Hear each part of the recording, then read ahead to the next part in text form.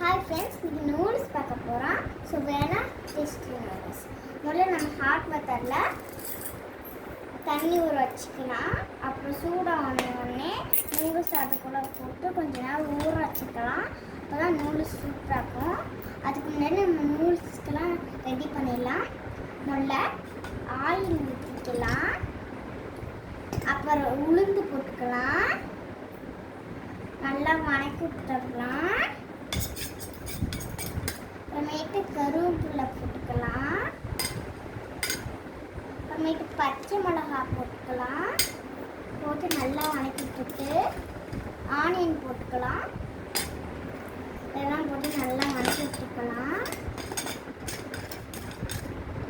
அடுத்தது டொமேட்டோ கேரட்லாம் போட்டு நல்லா வணக்கிட்டு அப்புறம் நம்ம இந்த மசாலா தூளை போட்டுக்கலாம். அப்புறம் வேணால் நூடுல்ஸ் போட்டுக்கலாம். இதுக்கு தான் நம்மளுக்கு எதுவுமே தேவையில்லை. அதுக்கு தான் இந்த வீடியோ. அப்புறம் நம்ம ஊற வச்ச நூடுல்ஸை கூட போட்டுக்கலாம்.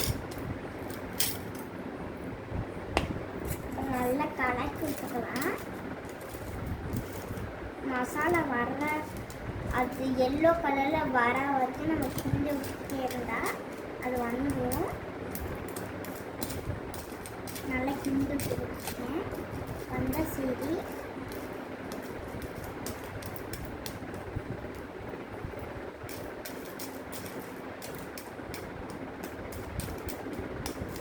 நல்லா ஃப்ரை பண்ணி விட்டுட்டா அது நல்லா தான் வரும்.